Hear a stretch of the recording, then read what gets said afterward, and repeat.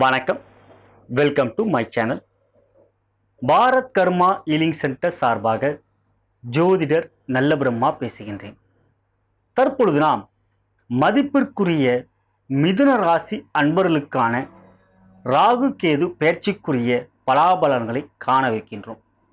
அன்புள்ள மிதுன ராசி அன்பர்களே, எந்த ஒரு செயலையும் திட்டமிட்டு நிதானமாக எவ்வாறு அவற்றை செயல்படுத்தி வெற்றி பெற முடியும் என்கின்ற முனைப்போடு செயல்பட்டு அவற்றிலே மிகப்பெரிய சாதனையை படைக்கக்கூடியவர்கள்தான் மிதுன ராசி அன்பர்கள். எல்லோரிடமும் இனிமையாகவும் கனிவாகவும் அன்பாகவும் அவர்களுக்கு உதவ வேண்டும் என்ற எண்ணத்தையும் கொண்டவர்களே நீங்கள். உங்களுக்கு இந்த ராகு கேது பயிற்சியாகப்பட்டது எப்படி இருக்கு என்று பார்க்கின்ற பொழுது, மிருகசீஷ நட்சத்திரம் 3ஆம் பாதம் 4ஆம் பாதமும், மேலும் திருவாதிரை நட்சத்திரம் 4 பாதமும், புனர்பூச நட்சத்திரம் 1ஆம் பாதம் 2ஆம் பாதம் 3ஆம் பாதமும் உள்ளடக்கியது மிதுன ராசி. உங்களுடைய ராசியாதிபதி வித்தைக்காரகன் மற்றும் கல்விக்குரியவன் என்று அழைக்கப்படுகின்ற புதன் பகவான். மேலும் மிதுன ராசிக்கு யோக கிரகங்கள் எவை என்று பார்க்கின்ற பொழுது, முதன்மையான யோக கிரகம் சுக்கிர பகவான். 5ஆம் இடம் என்கின்ற ஒரு பஞ்சமஸ்தானத்திற்கும் கோணத்திற்கும் அதிபதியான சுக்கிர பகவான் யோகக்காரனாக வருகிறார். அதற்கு பிறகு பார்க்கின்ற பொழுது சனீஸ்வர பகவான் உங்களுடைய ராசிக்கு 8ஆம் இடம் என்கின்ற அஷ்டமஸ்தானத்திற்கும் மேலும் 9ஆம் இடம் என்கின்ற பாக்கியஸ்தானத்திற்கும் அதிபதி சனீஸ்வர பகவான். அப்படி பார்க்கின்ற பொழுது எப்பொழுதும் உங்களுக்கு புதன், சுக்கிரன், சனீஸ்வரர் இந்த 3 கிரகங்கள் யோகத்தை செய்யக்கூடியவர்கள். மேலும் ராகுவும் இவர்களை ஒத்தே பலாபலன்களை கொடுப்பார். அவ்வாறு பார்க்கையில் வருகின்ற மார்ச் மாதம் 7ஆம் தேதி 2019ஆம் ஆண்டு அன்று ராகு கேது பெயர்ச்சியாகின்றது. பொதுவாக நவக்கோள்களிலே 7 கிரகங்கள் எப்பொழுதும் முன்னோக்கி செல்லக்கூடியவர்கள். ஆனால் ராகு மற்றும் கேதுவாகப்பட்டவர்கள் பின்னோக்கி செல்லக்கூடியவர்கள். இந்த ராகு கேது பயிற்சிக்குரிய காலங்கள் என்று பார்க்கின்ற பொழுது, மார்ச் மாதம் 7ஆம் தேதி 2019 முதல் செப்டம்பர் மாதம் 23ஆம் தேதி 2020 வரை ராகு கேதுவாகப்பட்டவர்கள் உங்களுடைய ராசிக்கு 2ஆம் இடத்தில் அமர்ந்திருக்கின்ற ராகுவும் 8ஆம் இடத்தில் அமர்ந்திருக்கின்ற கேதுவும் பின்னோக்கி மிதுனத்துக்கு வருகிறார். ராகு கடகத்தில் இருந்து மிதுனத்திற்கு, மேலும் கேதுவாகப்பட்டவர் மகரத்தில் இருந்து தனுசுக்கு பயிற்சியாகின்றார். ராகுவாகப்பட்டவர் உங்களுடைய ராசியில் அமர்கின்றார். கேதுவாகப்பட்டவர் உங்களுடைய ராசிக்கு 7ஆம் இடத்தில் அமர்கின்றார். இந்த இடைப்பட்ட காலங்களிலே 2 பயிற்சிகள் நடக்க இருக்கின்றது. முதலாவதாக குரு பயிற்சி நவம்பர் மாதம் 5ஆம் தேதி 2019 குரு பயிற்சி. மேலும் அதற்கு அடுத்தபடியாக பார்க்கின்ற பொழுது சனி பயிற்சி ஜனவரி மாதம் 24ஆம் தேதி 2020 சனி பயிற்சி ஏற்பட இருக்கின்றது. குரு பயிற்சியும் மற்றும் சனி பயிற்சிக்குரிய பலன்களை நாம் தனிப்பட்ட பதிவுகளே ஏற்றவிருக்கின்றேன். அவற்றின் மூலம் கண்டுகொள்ளலாம். இங்கு ராகு மற்றும் கேதுவாகப்பட்டவர்கள் எத்தகைய பலாபலன்களை உங்களுக்கு கொடுப்பார் என்று பார்க்கின்ற பொழுது, இந்த 2 கிரகங்களும் சர்ப்ப கிரகங்கள், சாயா கிரகங்கள், நிழல் கிரகங்கள். அவர்களுக்கென்று சொந்த வீடு கிடையாது. பொதுவாக ஒரு கிரகமாகப்பட்டது அந்த கிரகத்துக்குரிய பலன்களை நாம் எவ்வாறு காண வேண்டுமெனில், அந்த கிரகம் எங்கு அமர்ந்திருக்கின்றது, யாருடைய சேர்க்கை பெற்றிருக்கின்றது, யாருடைய பார்வை பெற்றிருக்கின்றது, யாருடைய நட்சத்திரத்தில் பயணம் செய்கின்றார்கள், இவற்றின் அடிப்படையில் நவக்கோள்களின் பலாபலன்களை நாம் அறிந்து கொள்ள முடியும். இது நல்ல ஒரு ஜோதிடர் உங்களுக்கு எடுத்துரைக்க முடியும். 7 கோள்கள் என்பவர்களுக்கு சொந்த வீடு உள்ளது. ஆனால் ராகு மற்றும் கேதுவிற்கு சொந்த வீடு இல்லாத நிலையில் அவர்கள் எங்கு அமர்ந்திருக்கின்றார்களோ அந்த இடத்துக்குரிய கிரகத்துடைய பலாபலனை தான் முழுமையாக பெற்று அவ்வாறே அவர்கள் செயல்படுவார்கள். ராகுவாகப்பட்டவர் அமர்ந்திருக்கின்ற வீடு இந்த பெயர்ச்சியிலே உங்களுடைய ராசியாதிபதியான புதனுடைய வீடு. மேலும் கேதுவாகப்பட்டவர் அமர்ந்திருக்கின்ற வீடு குருவுடைய வீடான தனுசு. எனவே ராகுவாகப்பட்டவர் புதனை பிரதிபலிப்பார், கேதுவாகப்பட்டவர் குருவை பிரதிபலிப்பார். மேலும் இந்த பெயர்ச்சியிலே 2019ஆம் ஆண்டு முழுவதும் ராகுவை சனீஸ்வரர் பார்வை செய்வதும் மேலும் கேதுவோடு சனீஸ்வரர் சேர்க்கை பெறுவதும் உங்களை பொறுத்தவரை நன்மையை கொடுக்கக்கூடிய பலன்கள் அதிகமாகவும் அதே சமயத்தில் தீமைகளையும் கொடுக்கக்கூடிய அமைப்பாகவும் இருக்கின்றது.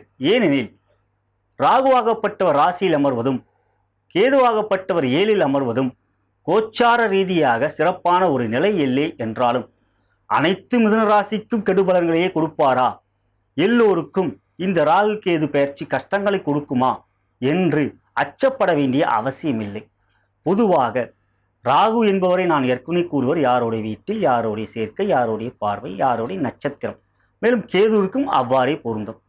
இங்கு ராகுவாகப்பட்டவர் புதனுடைய வீட்டில் இருப்பது, உங்களுடைய ராசியாதிபதியான புதனுடைய வீட்டில் இருப்பது, புதனை எவ்வாறு இருக்கின்றாரோ அதன் அடிப்படையில் செயல்படுவார். எனவே புதன் என்பவர் மிக வீரியமான பயிற்சிக்குரியவர்.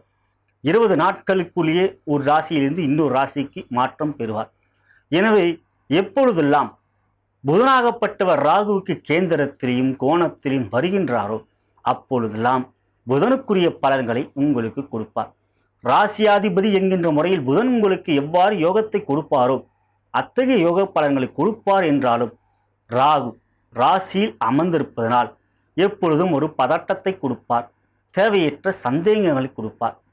கேளிக்கை, மகிழ்ச்சி, வெளியூர் செல்லக்கூடிய விருப்பம் இவற்றை நிறைவேற்றி வைப்பார். இருப்பினும் செலவுகளையும் அவர் அதிகமாக வைப்பார்.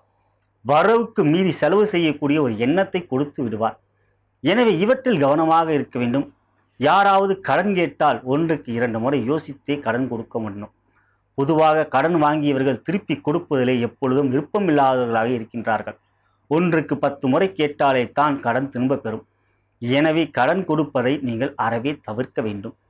கொடுக்கல் வாங்கலிலே நீங்கள் சற்று எச்சரிக்கையாக இருக்க வேண்டும். பங்கு தொழில் செய்பவர்களாக இருந்தால் அவற்றில் சற்று அனுசரணையாக செல்வது நல்லது.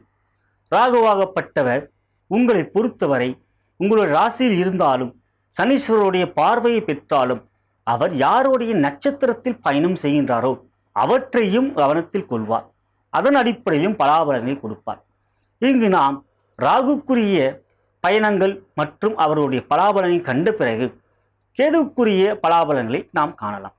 முதலாவதாக ராகுவாகப்பட்டவர் புனர்பூச நட்சத்திரத்தில் மார்ச் மாதம் 7ஆம் தேதி முதல் செப்டம்பர் மாதம் 11ஆம் தேதி 2019 வரை புனர்பூச நட்சத்திரம் என்கின்ற குருவோடைய நட்சத்திரத்தில் பயணம் செய்வார்.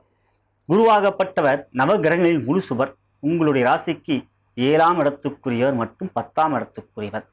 எனவே 10க்குரிய பலாபலங்களை அவர் அதிகமாக கொடுப்பார். அப்படி பார்க்கின்ற பொழுது இந்த புனர்பூச நட்சத்திரத்தில் பயணம் செய்கின்ற பொழுது தனவரவாகப்பட்டது சிறப்பாக இருக்கும். எவற்றிலும் உங்களுடைய முயற்சிக்கு சரியான வெற்றி கிடைக்கும். அதே சமயத்தில் உடல் நலத்திலும் சற்று எச்சரிக்கையாக இருக்க வேண்டும். கணவன் மனைவி உறவாகப்பட்டதிலே சிறு சிறு சஞ்சலங்கள் ஏற்படலாம், சங்கடங்கள் ஏற்படலாம். அவற்றிலும் மன உளைச்சல்கள் ஏற்படக்கூடிய ஒரு நிலை இருக்கின்றது. எனவே கணவன் மனைவியிடையே சற்று அனுசரித்து போவதனால் இவற்றினால் வரக்கூடிய மன உளைச்சல்கள் எல்லாம் இல்லாமல் உங்களுடைய எண்ணத்தை சீராகவும் சிறப்பாகவும் முனைப்பாகவும் செயல்பட்டு அவற்றில் வெற்றி பெறக்கூடிய ஒரு யோகத்தை புனர்பூச நட்சத்திரத்தில் பயணம் செய்கின்ற ராகு பகவான் உங்களுக்கு அருள் பாவிப்பார். அதன் பிறகு பார்க்கின்ற பொழுது செப்டம்பர் மாதம் 12ஆம் தேதி முதல் மே மாதம் 20ஆம் தேதி 2020 வரை தன்னுடைய சுயசாரமான திருவாதிரை நட்சத்திரத்தில் பயணம் செய்வார். பொதுவாக எந்த ஒரு கிரகமும் தன்னுடைய சொந்த சாரத்தில் பயணம் செய்கின்ற பொழுது அதீத பலம் பெறும், மிகப்பெரிய துணிச்சலை கொடுக்கும், நாம் பலமாக இருக்கின்றோம் என்கின்ற எண்ணத்தையும் கொடுக்கும். தன் சொந்த சாரத்தில் பயணம் செய்கின்ற பொழுது எப்படி ஒரு துணிச்சலையும் தன்னம்பிக்கையும் கொடுக்கும் என்றால் அது மிகுதியாகவே இருக்கும். எனவே ராகுவாகப்பட்டவர் எவருக்கும் கட்டுப்பட மாட்டார், குருவுக்கு மட்டும்தான் கட்டுப்படுவார். ராகு சூரியனையும் பிடிக்கக்கூடியவர், சந்திரனையும் பிடிக்கக்கூடியவர். அதுவே சூரிய கிரகணம், சந்திர கிரகணம். அப்படிப்பட்ட ராகு திருவாதிரை நட்சத்திரம் என்கின்ற ஈசனுடைய நட்சத்திரத்தில் பயணம் செய்கின்ற பொழுது மிகுந்த பலம் பெறுகின்றார். எண்ணத்திலே மிகுந்த தைரியத்தை கொடுப்பார். ஆனால் எதிர்மறையான சிந்தனையும் கொடுப்பார். குறுக்கு வழியிலே சென்று இந்த காரியத்தை செய்து முடிக்க முடியும் என்கின்ற எண்ணத்தை கொடுத்து அவற்றை உங்களுக்கு செயல்படுத்தி வெற்றியும் காண வைப்பார். பொதுவாக மிதுன ராசியில் பிறந்தவர்கள் நேர்மறையான, எப்பொழுதும் நேர்மைக்கும் மற்றும் சமூகத்திற்குரிய கட்டளைக்குரிய எல்லாவற்றிலும் ஒரு மிகுந்த மதிப்பையும் கொடுப்பார்கள். அந்தஸ்து என்பதில் கௌரவத்தையும் என்பதிலும் மிகுந்த கவனம் இருப்பார்கள். எப்பொழுதும் யாருக்கும் பணிந்து போக மாட்டார்கள்.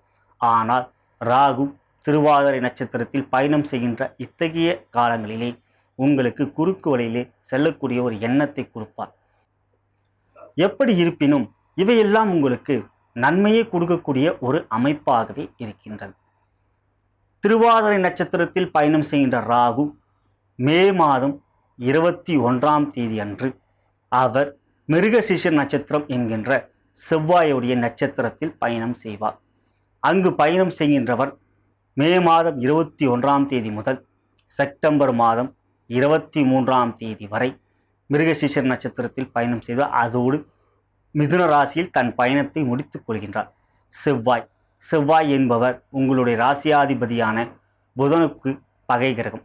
ஆகையால் அத்தகைய காலங்களிலே உங்களுக்கு மிக வீரியத்தை கொடுத்தாலும் மிக எச்சரிக்கையும் நீங்கள் இருக்க வேண்டிய காலமாகவே இவை தென்படுகின்றது. மிருகசீஷ நட்சத்திரத்தில் பயணம் செய்கின்ற ராகு பல வகையிலே உபத்திரவம் உங்களுக்கு கொடுப்பார். எவை செய்தாலும் அவை தவறாகவே மற்றவங்களுக்கு தெரிகின்ற வண்ணம் உங்களுடைய செயல்பாடுகள் இருக்கும். எனவே இந்த காலங்களிலே சற்று நீங்கள் எச்சரிக்கையாக இருக்க வேண்டும்.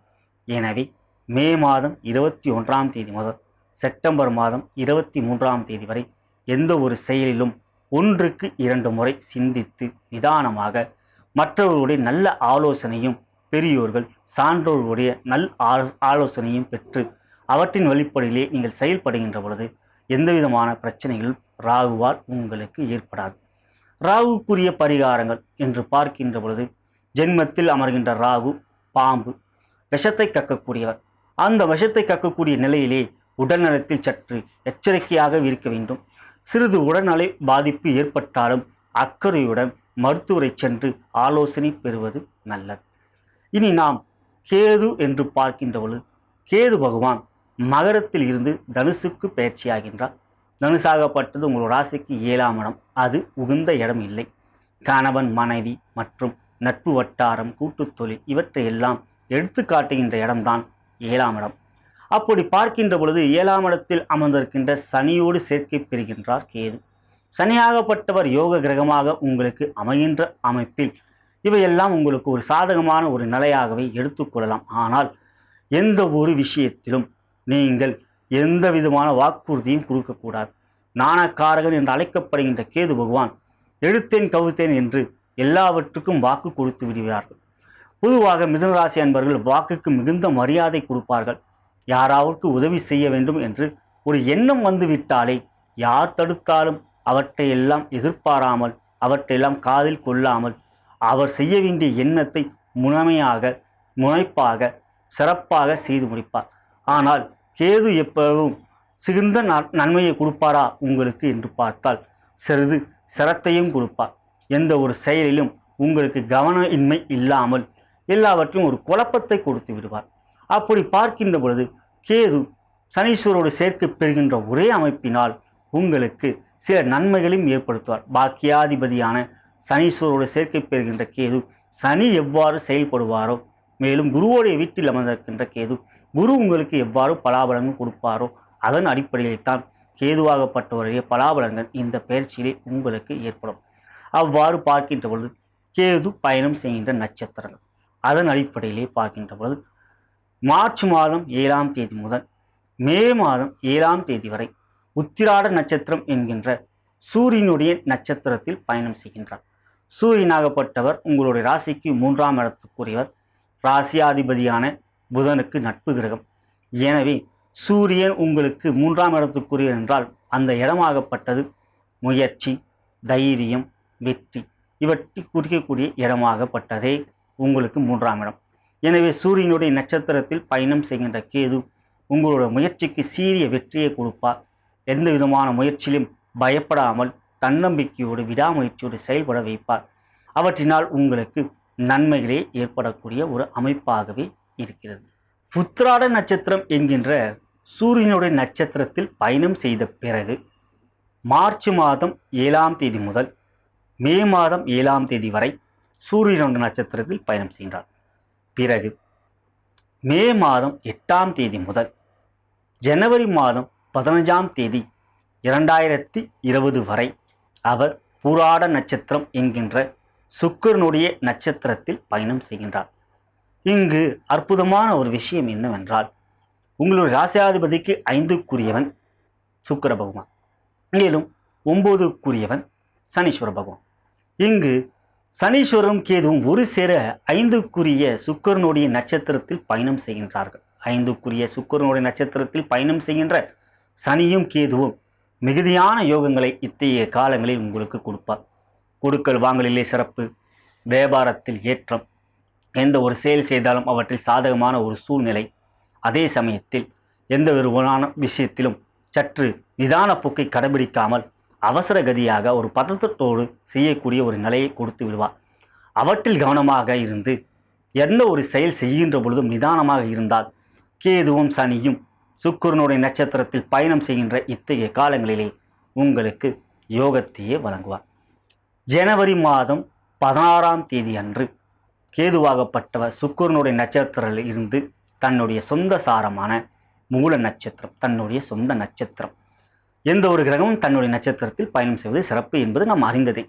அப்படி பார்க்கின்ற பொழுது கேதுவாகப்பட்டவர் சனியோடு சேர்க்கை பெற்று தன்னுடைய சொந்த சாரத்தில் பயணம் செய்கின்ற இந்த காலங்களிலே, அதாவது ஜனவரி மாதம் 16ஆம் தேதி 2020 முதல் செப்டம்பர் மாதம் 23ஆம் தேதி 2020 வரை மூல நட்சத்திரத்தில் ஆஞ்சநேயருடைய நட்சத்திரத்தில் பயணம் செய்கின்றார்.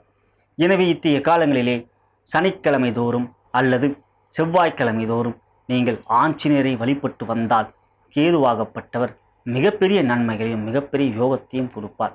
நோய் நொடிகள் இல்லாத ஒரு நிலை, எந்த ஒரு விஷயத்திலும் உங்களுக்கென்று ஒரு ஜாக்கிரதையை கொடுக்கக்கூடிய ஒரு மனோபாங்கு, தொழில், வியாபாரம், உத்தியோகத்தில் பதவி உயர்வு, ஏற்றம், வெற்றி, தனலாபம், திருப்திகரமான ஒரு செயல்கள், இவையெல்லாம் செய்து கொடுக்கக்கூடிய ஒரு அமைப்பாக ஆஞ்சநேயர் வழிபாடு உங்களுக்கு அமைத்து கொடுப்பார்.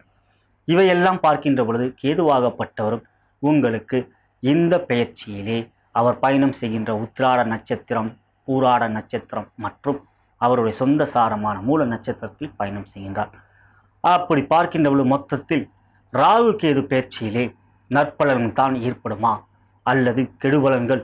பொதுவாக ராசியிலே ராகுவும் 7லே கேது இருந்தாலோ அல்லது ராசியிலே கேது 7லே ராகு இருந்தாலும் கெடுபலன்கள் கொடுக்குமே என்று பார்க்கின்ற பொழுது, நான் ஏன் உங்களுக்கு எல்லா விதத்திலையும் சில நன்மைகளையும் அதே சமயத்தில் சில பிரச்சனைகளையும் கொடுப்பார் என்று கூறுவது எப்படி எனில், உங்களுடைய நட்சத்திரங்கள், உங்களுடைய ராசியிலே மிருகசீரிஷ நட்சத்திரம் மற்றும் திருவாதிரை புனர்பூச நட்சத்திரம், இவ்வாறு இந்த நட்சத்திரங்களில் பிறந்தவர்கள் தான் நீங்கள். உங்களுக்கு மத்திம வயதிலே நிச்சயமாக ராகு தசை, குரு தசை, சனி தசை, இறுதியாக பார்க்கும்போது புதன் தசை, இத்தகைய தசைகள் தான் உங்களுக்கு ஒரு 60லிருந்து 65 வரை நடக்கக்கூடியது. இவைகளெல்லாம் நீண்ட ஆண்டுகள் நடக்கக்கூடிய தசைகள். ராகு 18 வருடம், குரு 16 வருடம், சனி 19 வருடம், புதன் 17 வருடம். புதன் ராசியாதிபதி, சனி யோகாதிபதி. ராகு சனியைப் போல் ராகு என்பதனால் அவரும் உங்களுக்கு யோகத்தை கொடுக்கக்கூடியவர். குரு உங்களுடைய லக்னத்தின் அடிப்படையிலே சிறப்பாக இருந்துவிட்டால் அவரும் யோகத்தை கொடுப்பார். எனவே இந்த ராகு பயிற்சி காலத்திலே உங்களுக்கு தசாபுத்தி அந்தரங்கள் எவ்வாறு நடக்கிறது?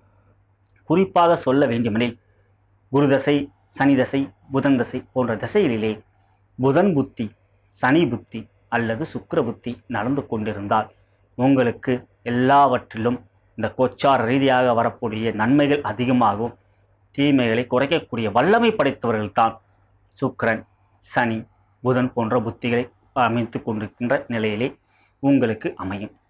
ஆனால் உங்களுக்கு செவ்வாய் புத்தி நடந்து கொண்டிருந்தால் அல்லது கேது புத்தி நடந்து கொண்டிருந்தால் நீங்கள் நிச்சயமாக உங்களுடைய ஜாதகத்தை நீங்கள் ஒரு ஜோதிடரிடம் காட்டி எவ்வாறு இப்பொழுது இருக்கின்றது, இந்த செவ்வாய் புத்தியிலே கேது புத்தியிலே நடைபெறுகின்ற ரீதியிலே இந்த ஆண்டு நான் எந்த இறை வழிபாடை செய்ய வேண்டும் என்பதை அறிந்து கொள்வதே சால சிறந்தது. அப்படி பார்க்கின்ற பொழுது ராகு தசை, குரு தசை, சனி தசை, புதன் தசை நிச்சயமாக இவைத்தான் உங்களுக்கு நடந்து கொண்டிருக்கும். அவற்றில் தசையில் எந்த புத்தி நடந்து கொண்டிருக்கிறது, மேலும் அந்தரங்கள் எந்த அந்தரங்கள் நடந்து கொண்டிருக்கிறது என்பதை அறிந்து கொள்வதே இந்த ராகு கேதுவில் உங்களுக்கு ஏற்படக்கூடிய நன்மைகள் அதிகமாகும், தீமைகள் குறைக்கக்கூடிய இறை வழிபாட்டு முறையும் அறிந்து கொள்ளுங்கள்.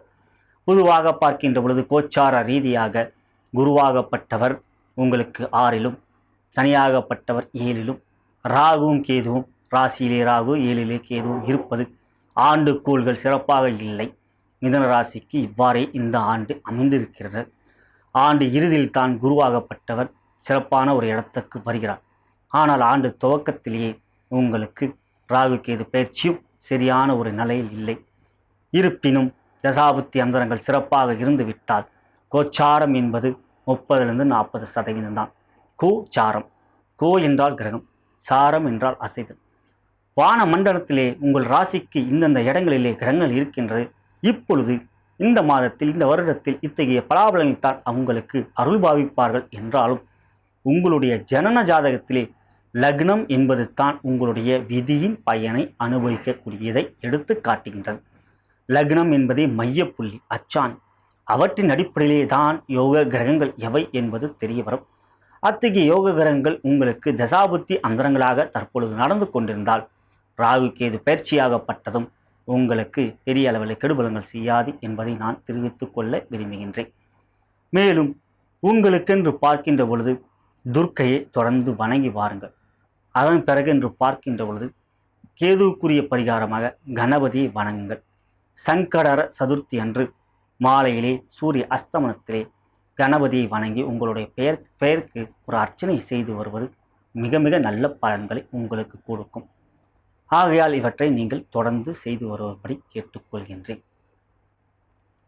மேலும் உங்களுடைய நட்சத்திரத்திற்கு அதிதேவதைகளை வணங்கி வருவது எப்பொழுதும் உங்களுக்கு நன்மையை செய்யும். அதிதேவதையும் பித்ருக்களையும் வணங்கி வந்தாலே எல்லாவற்றிலும் நன்மைகள் கொடுக்கும். உங்களுடைய நட்சத்திரம் மிருகசீஷம் நட்சத்திரம் என்றால் சந்திரனை தொடர்ந்து வணங்கி வாருங்கள். ஒரு முறை திருப்பதி சென்று வாருங்கள். பல திருப்பங்கள் நீங்கள் பெறுவீர்கள். மேலும் பௌர்ணமி அன்று எப்பொழுதும் சிவபெருமானையும் பெருமாளையும் வணங்கி வருவது நல்லது. அதன் பிறகு திருவாதிரை. திருவாதிரை என்பது ஈசனுடைய நட்சத்திரம். எனவே திருவாதிரை நட்சத்திரத்து அன்று மாதத்தில் ஒரு நாள் வருகின்ற அந்த திருவாதிரை நட்சத்திரத்தில் சிவபெருமானை வணங்கி வில்வ அர்ச்சனை செய்வதனால் மிகப்பெரிய யோகங்கள் நீங்கள் பெறுவீர்கள். இறுதியாக புனர்பூச நட்சத்திரம். புனர்பூச நட்சத்திரத்தின் அதிதேவதை யார் என்றால் அதிதி. எனவே ஓம் அம் அதிதி தேவதையே நமக என்று கூறுவதன் மூலம் புனர்பூச நட்சத்திரத்தில் பிறந்தவர்களும் மிக சிறப்பான யோகங்களை பெறுவீர்கள். இந்த அதிதேவதைகளை வணங்கி வரும்படியும் கேட்டுக்கொள்கின்றேன். திருப்பதி செல்வது உங்களுக்கு மிக சிறந்த யோகங்கள் கொடுக்கும். எப்பொழுதும் நமச்சிவாய அல்லது நமோ நாராயணா என்று கூறி வாருங்கள். நான் வணங்கும் குருமார்களும் சித்தர்மார்களும், நான் வணங்கும் பார்வதி தேவியும் சிவபெருமானும் மிதுன ராசியில் பிறந்த உங்களுக்கு எல்லாவிதமான யோகங்களையும் நன்மைகளையும் சந்தோஷத்தையும் வெற்றியும் தருவார்கள் என்று கூறி விடை பெறுகிறேன். நன்றி, வணக்கம்.